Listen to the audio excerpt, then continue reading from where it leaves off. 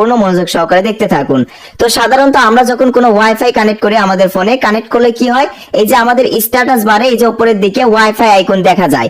অর্থাৎ আমরা যখন কোনো ওয়াইফাই কানেক্ট করি, ওয়াইফাই কানেক্ট করার পর এই যে উপরে নোটিফিকেশন স্ট্যাটাস বারে এখানে কিন্তু ওয়াইফাই কানেক্ট করার পরই এখানে একটা ওয়াইফাই আইকন চলে আসে। যদি আপনার ফোনের নোটিফিকেশন বারের এই ওয়াইফাই আইকনকে যদি আপনি হাইড করে রাখেন, তো তাহলে কেমন হবে? তাহলে কিন্তু কখনোই কেউ বুঝতে পারবে না যে আপনি আপনার ফোনে ওয়াইফাই কানেক্ট করে ওয়াইফাই চালাচ্ছেন।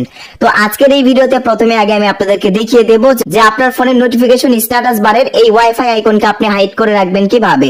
এইটা হাইড করে রাখলে কেউ বুঝতে পারবে না, যে কেউ আপনার ফোন হাতে নিক না কেন সে বুঝতেই পারবে না আপনার ফোনে ওয়াইফাই কানেক্ট রয়েছে কিনা, যেহেতু এই ওয়াইফাই আইকন হাইড হয়ে যাবে। সো এইটা কিভাবে হাইড করবেন আমি আপনাদেরকে দেখিয়ে দিচ্ছি। তো এর জন্য আপনাদেরকে থার্ড পার্টি আলাদাভাবে কোনো প্রকার অ্যাপ্লিকেশন ইনস্টল করা লাগবে না। এর জন্য প্রথমে আপনার ফোন থেকে সেটিংস অ্যাপ্লিকেশন ওপেন করবেন। তো আমি আমার ফোন থেকে সেটিংস অ্যাপ্লিকেশন ওপেন করলাম। ওপেন করার পর